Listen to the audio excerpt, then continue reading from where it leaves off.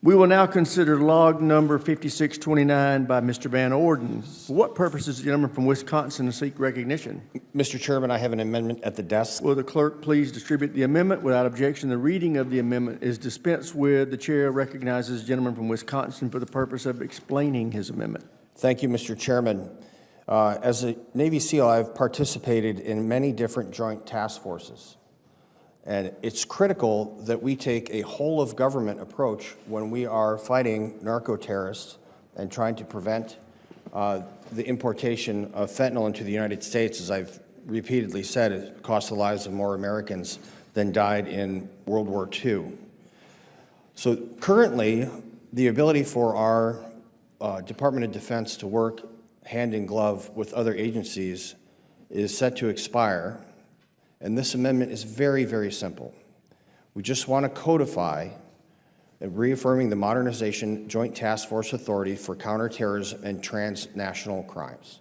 So what we want to do is make sure that our military can work in a whole-of-government approach to conduct counterterrorism operations and prevent transnational crime, which, as we know, are a long series of narco-terrorists that are responsible for killing hundreds of thousands of Americans.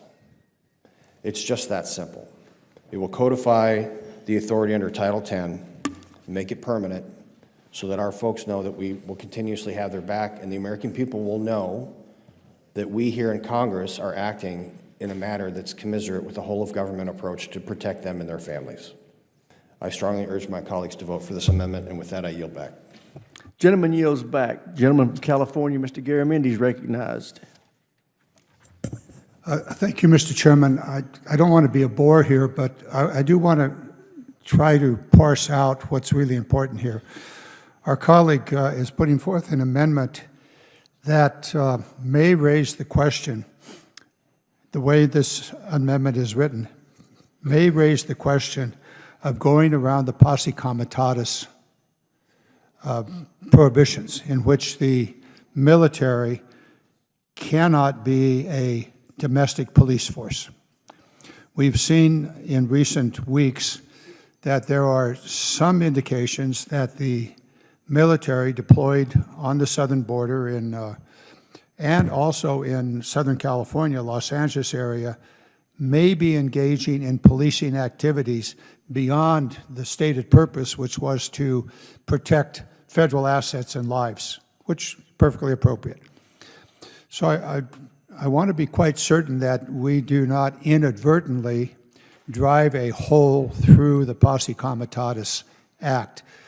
I'm going to end with a question to my colleague that he can answer in some time, but not quite yet.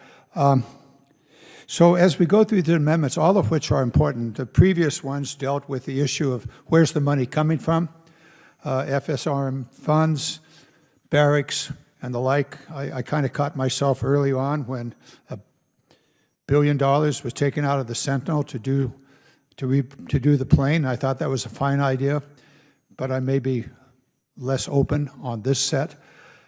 So we need to be careful here. We need to be thoughtful. I know all the committee members, Democrat and Republican, are, and I suspect once we get past the rigors of the current debate, back and forth, president's good, president's bad, so on and so forth, we are writing law. And in this case, it's an extension of existing authority. It's not clear as I read this as to the limitations of that authority. And so, leaving aside the issues of how this is paid for, which we debated previously, my question goes to my colleague.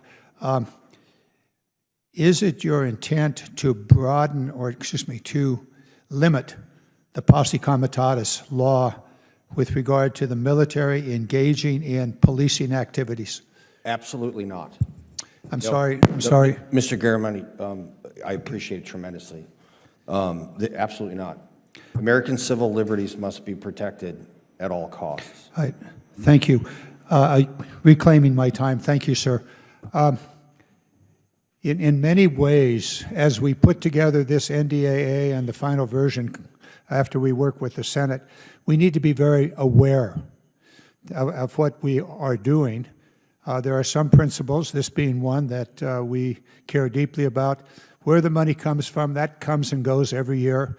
And I think all of us, Democrat and Republican, are very concerned about the quality of life issues, money coming from barracks and housing and so forth, and of course the readiness issues that we always deal with. But this amendment deals with a fundamental issue. I thank the gentleman, and I'm sure that as this moves forward, he and I will both be watching. Thank you so very much. I yield back. Gentleman yields back. Chair now recognizes gentlelady from California, Ms. Jacobs. Thank you, Mr. Chairman. Look, I think we all here on this committee can agree that fentanyl is a huge issue, and we should be talking about how to address it. I'm happy to have that conversation with anyone on this committee because it's an urgent issue. But military assistance to law enforcement should never be routine or permanent, and that's what this amendment seeks to do. You see, we have a clear military and civilian divide for many reasons. One is to prevent creeping authoritarianism where the military might be used to suppress political opposition, dissent, or control the population. Two is that there are very different rules of engagement for law enforcement and the military. Tactics, oversight, they're all different. Three, the military and law enforcement are trained differently. The police are trained in tactics like de-escalation, crowd control, and due process. The military is trained for combat. We literally all call them the most lethal fighting force in the world. Why would we want the most lethal fighting force in the world on American streets talking to American civilians? And four, the Posse Comitatus Act rightly limits the military's role in domestic law enforcement to prevent misuse and abuse of the military against our own people. I believe that we should be strengthening that law. But this amendment blurs that line even more, even if you don't mean it to. This amendment is vague and ripe for abuse. So despite its good intentions, I urge my colleagues to vote against it. Thank you, Mr. Chairman. I yield back.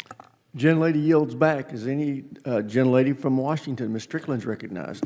Great. Well, thank you, Congressman Van Orden, for clarifying that this is not a sneaky way to try and turn the military on U.S. citizens. I think you've heard that expressed by my colleagues here on this side of the aisle. And, you know, we think about dissent, we think about peaceful protest, and we think about freedom of expression as fundamental American traditions. And when that oath of office is taken to protect and defend the Constitution, that's what this is about.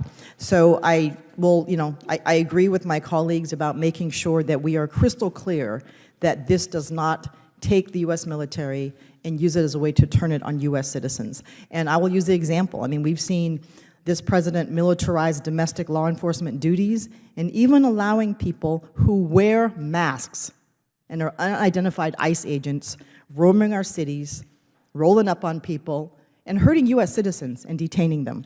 So we want to make sure that scope creep does not happen. And because I cannot trust this administration to do that, I'm going to vehemently recommend a no vote.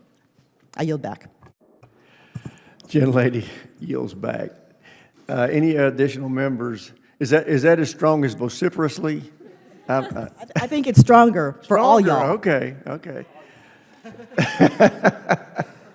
All right, there being no further debate, the question occurs on the amendment offered by Mr. Van Orden. Those in favor say aye. Aye. Those opposed, no. No. Opinion of the chair, the ayes have it.